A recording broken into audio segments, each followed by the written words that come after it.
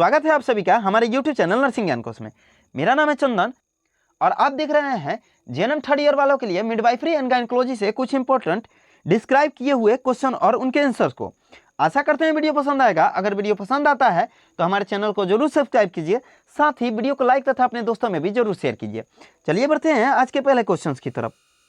आज का जो पहला क्वेश्चन है वह है EDD यानी एक्सपेक्टेड डेट ऑफ डिलीवरी। ठीक है, जो भी डिलीवरी का डेट होता है जिसका हम लोग पूर्वानुमान करते हैं उसी को हम लोग एक्सपेक्टेड डेट ऑफ डिलीवरी के नाम से जानते हैं।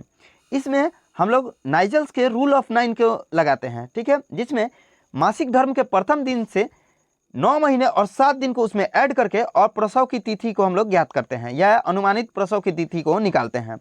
ठीक है, EDD जो होता है वो अंतिम मासिक धर्म की तिथि में एक निश्चित तिथि को जोड़कर और जो ज्ञात होता है उसी को हम लोग EDD यानी एक्सपेक्टेड डेट ऑफ डिलीवरी के नाम से जानते हैं, जिसमें नाइजल्स के रूल को हम लोग उपयोग में लाते हैं।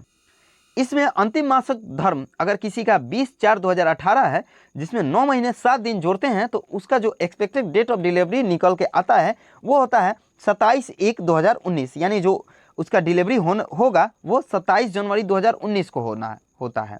ठीक है, यही होता है एक्सपेक्टेड डेट ऑफ डिलीवरी। 60% महिलाओं में प्रसव जो होते हैं वो 40 सप्ताह के लगभग हो जाता है, जिनमें अधिकांश प्रसव गणना की तारीख पर ही होता है।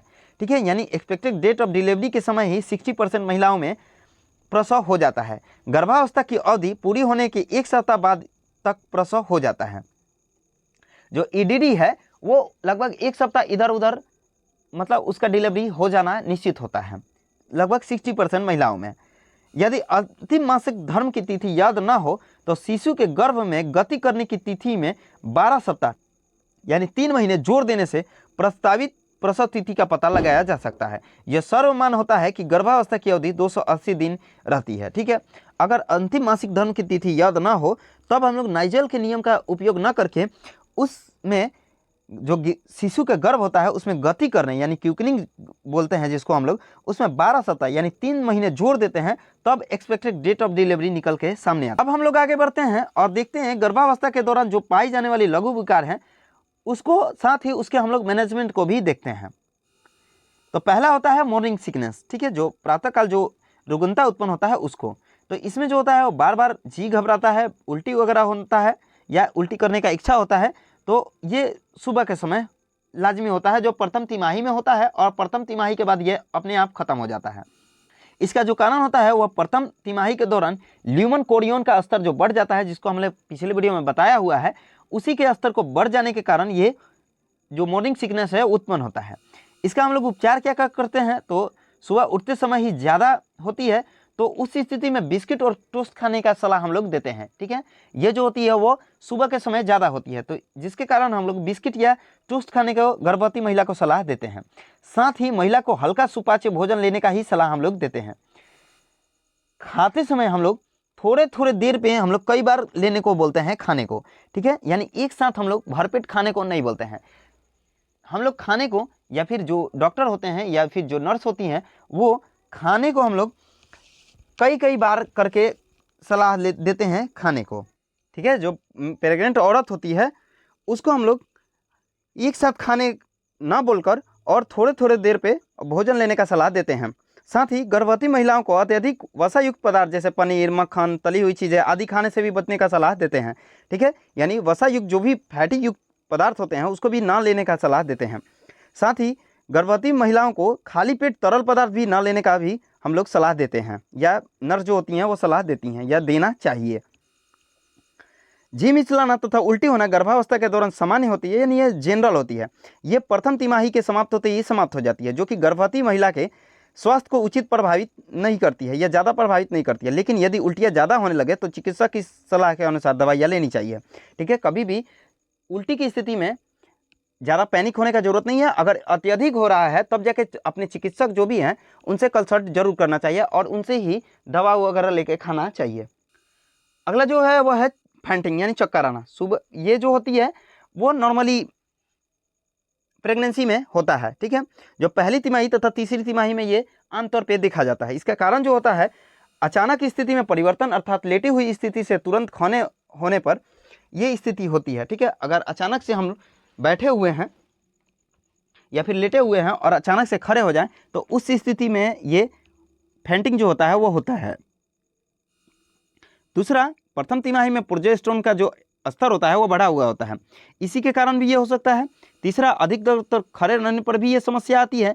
साथ ही तीसरे तिमाही में बढ़े हुए गर्भाशय द्वारा इंफीरियर वेना केवा पर दबाव पड़ने के कारण हृदय में आने वाली रक्त की मात्रा कम हो जाती है, जिससे चक्कर आते हैं। ठीक है, जो तृतीय तिमाही होता है उसमें गर्भाशय द्वारा इंफीरियर वेना केवा पर एक प्रेशर बनाया जाता है, जिसके कारण हृदय में जो रक्त का जितना मात्रा आना चाहिए वो नहीं आ पाता है, उसी के कारण भी ये उत्पन्न हो सकता है। अब हम लोग इसका उपचार कैसे कर सकते हैं या क्या करने का सलाह देना चाहिए? तो लंबे समय तक खड़े होने से बचने का सलाह देना चाहिए।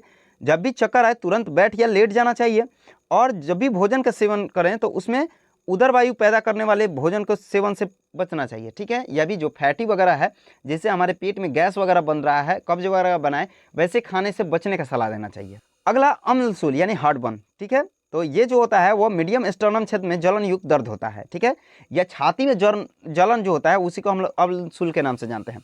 इसका जो कारण होता है वो प्रोजेस्टेरोन का बढ़ा हुआ स्तर होता है।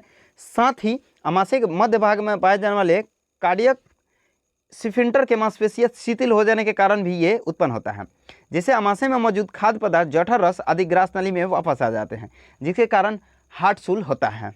इसका उपचार हम लोग क्या करेंगे? तो गर्भवती को थोड़े थोड़े भोजन को हम लोग लेने का सलाह देते हैं। साथ ही आहार में अत्यधिक मसालेदार, जैसे कि हमने बताया कि ऐसे जो भोजन होते हैं जो फैटी ज़्यादा होते हैं या मसाला वगैरह तला भुना ज़्यादा होता है, उसको लेने का हम लोग सलाह नहीं देते हैं। साथ ही जो भोजन हल्का भोजन है जो आसानी से पच जाए, वैसे भोजन को लेने का सलाह देते हैं। गर्भवती महिला को खाने के बाद लगभग आधे घंटे तक नहीं सोने का भी सलाह देते हैं, तथा अपराइट पोजीशन में बैठना का भी हम लोग सलाह देते हैं, जो कि बहुत ज़्यादा लाभदायक ये होता है। साथ ही सोते समय एक अतिरिक्त तकिया लगाने का भी सलाह देते हैं। ठीक है, पेट के पास एक अतिरिक्त तकिया भी लगाने का सलाह देते हैं सोते समय। अगला है कब्ज यानी कॉन्स्टिपेशन। ठीक है, गर्भावस्था के दौरान कब्ज जो होती है वो गर्भवती महिला में आम समस्या होती है, जिसका कारण बहुत होता है, जैसे अपरा का बढ़ना। ठीक है, बहुत सारे खाद्य पदार्थों का भी जो होता है वो ठीक से सुपाच्य न हो पाने की स्थिति में भी कब्ज वगैरह होता है। इसका जो कारण होता है वो मेन होता है प्रोजेस्टेरोन का लेवल जो होता है वो बढ़ा होता है। साथ ही आहारनाल की क्रियाशीलता भी कम हो जाती है। गर्भावस्था की अवधि के बढ़ने के साथ साथ महिला की शारीरिक गतिविधियों का भी कम हो जाना, जैसे एक्सरसाइज वगैरह में कमी आना, या फिर जो भी भाग दौड़ है उससे भी कम होने के कारण ये सब उत्पन्न होता है। ठीक है, इसका उपचार क्या करेंगे? तो सलाद, सब्जी ये सब लेने का बोलते हैं, हल्का खाना खाने का, तरल पदार्थ वगैरह लेने का। ठीक है, मल त्याग को नियमित आदत डालने का। ठीक है, और हल्की फुल्की व्यायाम वगैरह करने का। ठीक है, ये सब सलाह देते हैं हम लोग। साथ ही अगर ज़्यादा मात्रा में कब्ज का शिकायत है या लगातार बन रहा है तो चिकित्सक का भी भेंट करने का हम लोग बोलते हैं, या चिकित्सक से कंसल्ट करने का हम लोग सलाह देते हैं। आज के लिए बस इतना ही। आशा करते हैं वीडियो पसंद आया है। अगर वीडियो पसंद आता है तो हमारे चैनल को जरूर सब्सक्राइब कीजिए, साथ ही वीडियो को लाइक तथा अपने दोस्तों में भी जरूर शेयर कीजिए। अगर आप इस वीडियो से संबंधित पीडीएफ को देखना चाहते हैं तो हमारे डिस्क्रिप्शन बॉक्स में लिंक मौजूद है, जिस पे आप टैप करके पीडीएफ को देख सकते हैं। मिलते हैं नेक्स्ट वीडियो में, तब तक के लिए धन्यवाद।